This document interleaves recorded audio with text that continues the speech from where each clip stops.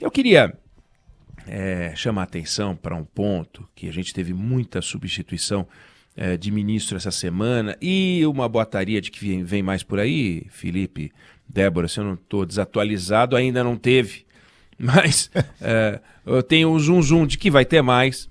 Certas peças, quando são substituídas, a gente entende com facilidade, né? Trocaram o Ernesto Araújo. Não dá para entender porque entrou, mas dá para entender porque saiu. Não estava fazendo o trabalho dele, rua, né? Você pega o Pazuello, o ministro Ernesto Pazuello, estava fazendo um serviço porco na saúde, rua. O Eduardo Pazuello. O Eduardo Pazuello. Eu falei Ernesto? Uhum. Mas de tanto falar do Ernesto Araújo, né? Imagina um ministro geneticamente modificado. Exatamente, né? É o Eduardo Araújo e Ernesto Pazuello, ou o contrário. Né? Não, e aí você coloca Ernesto Pazuello Weintraub. É uma tragédia completa. Pelo amor de Deus. Mas enfim, aí colocaram o Marcelo Queiroga, que fala as coisas, aparentemente, olha, por enquanto, tá falando tudo sensato. Contratamos mais de 500 milhões de vacinas, na verdade são 625, mas não chegou, né? E defende o distanciamento social, tá indo no tom correto, as pessoas estão ouvindo ele falar e falam, bom, tá aí, esse cara arrumado e tal. Bom, dá para entender então por que certos ministros caem.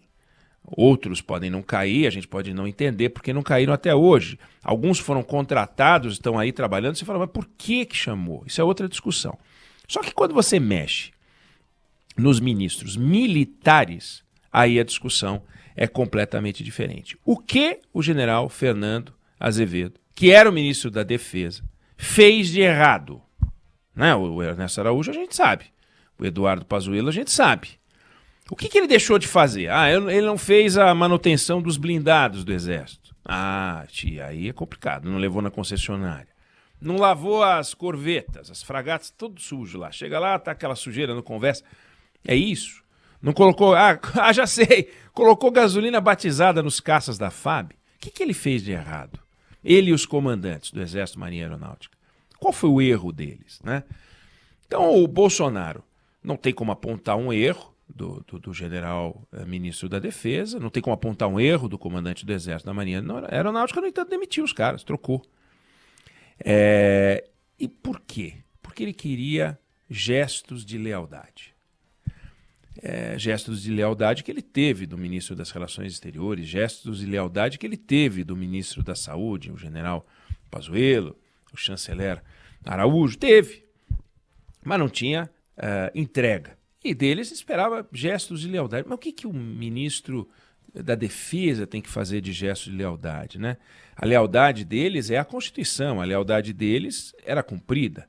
As Forças Armadas devem prestar contas, claro, ao presidente da República, comandante supremo das Forças Armadas, mas não é o exército dele, não é a marinha dele, a aeronáutica dele. Ele não pode chegar, venha cá, né? Não é um brinquedinho de Forte Apache. Isso não existe, né? Então, ele queria lealdade. E o resultado foi essa demissão, que é a primeira vez que acontece desde 77, estou falando de um comandante militar, de um ministro militar, quando o então presidente Ernesto Geisel demitiu o ministro do Exército, na época era Exército, Marinha Aeronáutica, Forças Armadas, Estado-Maior das Forças Armadas, não tinha a figura do ministro da Defesa, ele demitiu o ministro do Exército, Silvio Frota. E o curioso é que o Silvio Frota fez todos os gestos de lealdade, ou pelo menos alguns gestos de lealdade, desses públicos, que o presidente Bolsonaro esperava do general Azevedo. No final de 75, por exemplo, o Geisel foi homenageado num almoço no quartel-general do Exército. Estavam lá todos os oficiais generais, 117 deles.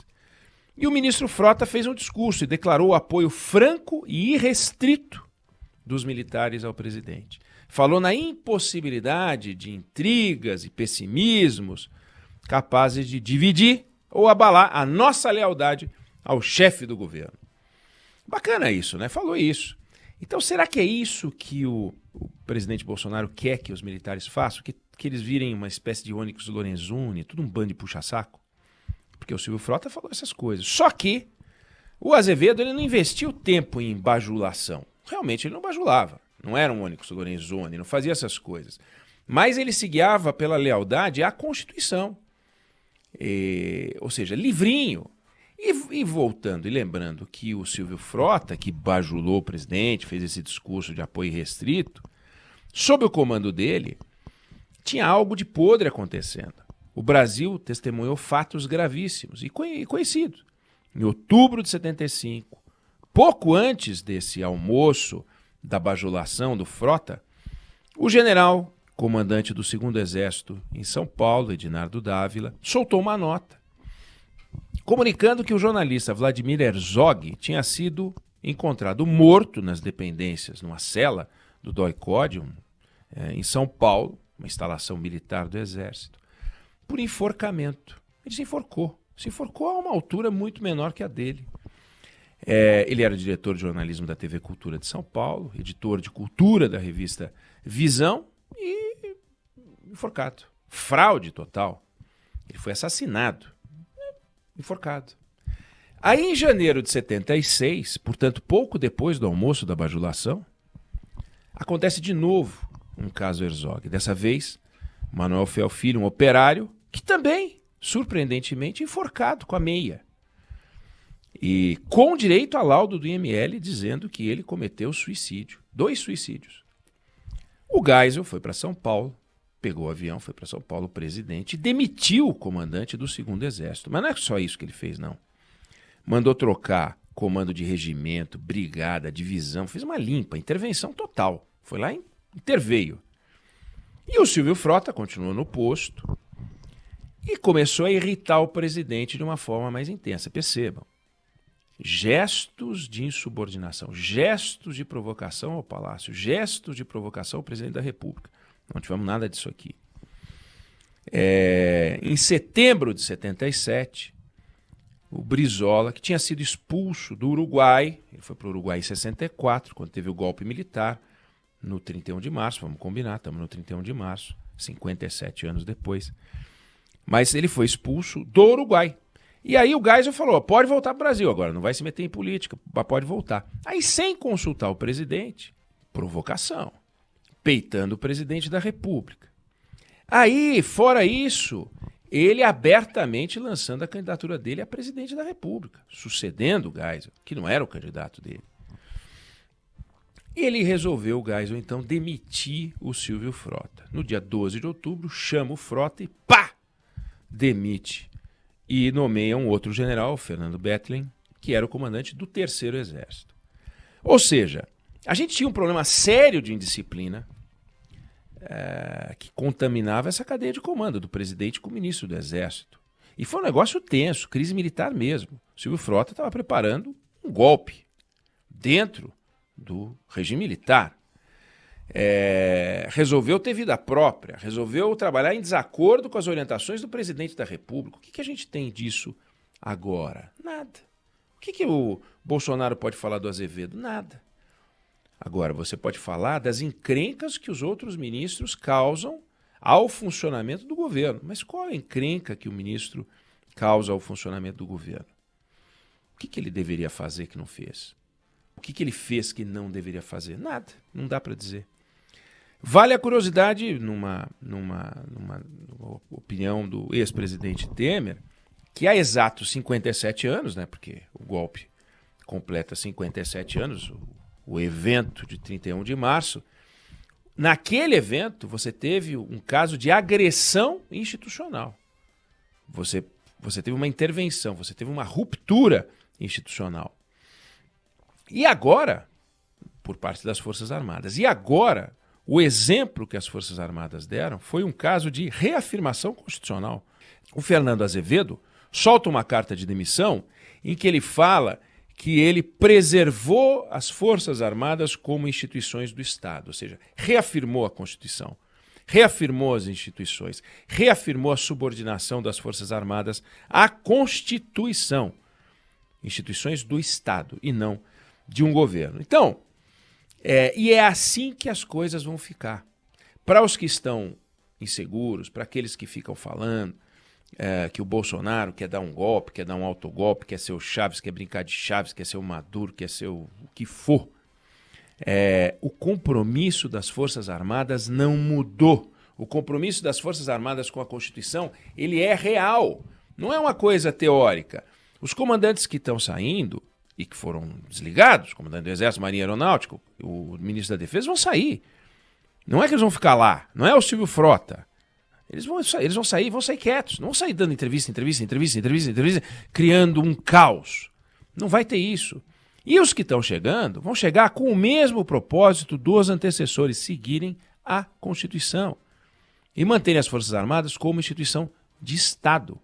Queira o Bolsonaro ou não, não importa os desejos do senhor Jair Bolsonaro, presidente da República.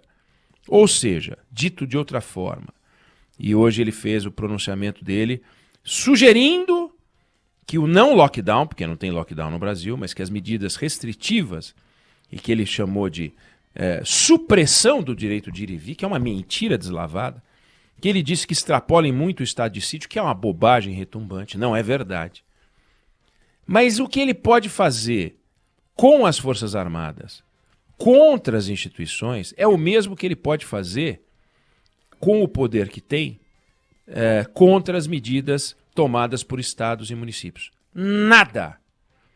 Nada. A Constituição, e o Supremo Tribunal Federal reafirmou isso, diz que a responsabilidade pela definição das restrições é de comum acordo ou concorrencial, seja lá o que for, responsabilidade do governo federal, dos estados e dos municípios. Não cabe ao presidente da República limitar o que o prefeito quer fazer. E está aí o show que deu o prefeito de Araraquara, fazendo aí sim o lockdown e reduzindo e poupando vidas, reduzindo mortes e poupando vidas. Ao contrário do que sugere o presidente da República, infelizmente, seria bárbaro se ele tivesse razão.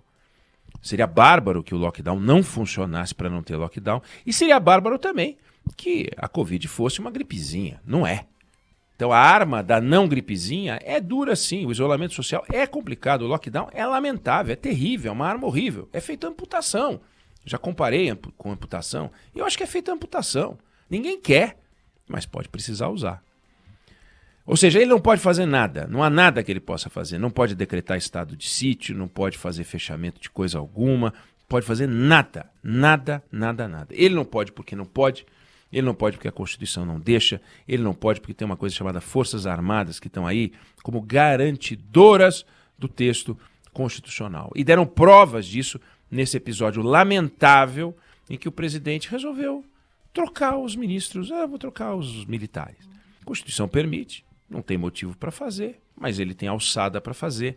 Criou uma confusão, tirou luz da troca do ministro das Relações Exteriores para tentar ganhar algum protagonismo, porque o desafio do presidente não é chegar em 2022 como um candidato competitivo. O desafio do presidente é superar os próximos meses. Basta ver que maio e junho serão meses ainda de uma vacinação limitada, com uma quantidade de casos de Covid ainda grande. Ou a gente vai para o isolamento social um pouco mais forte, ou mais forte ainda, para poder conter o alastramento do vírus, ou então a gente vai viver uma vida muito tensa. Seguidas as orientações do presidente da República, a gente vai para uma mortalidade assombrosa. Vamos trabalhar, vamos todo mundo sair. Todo mundo sai. Vamos sair todo mundo. Só vamos segurar os mais velhos. Basta ver quem é que está morrendo hoje.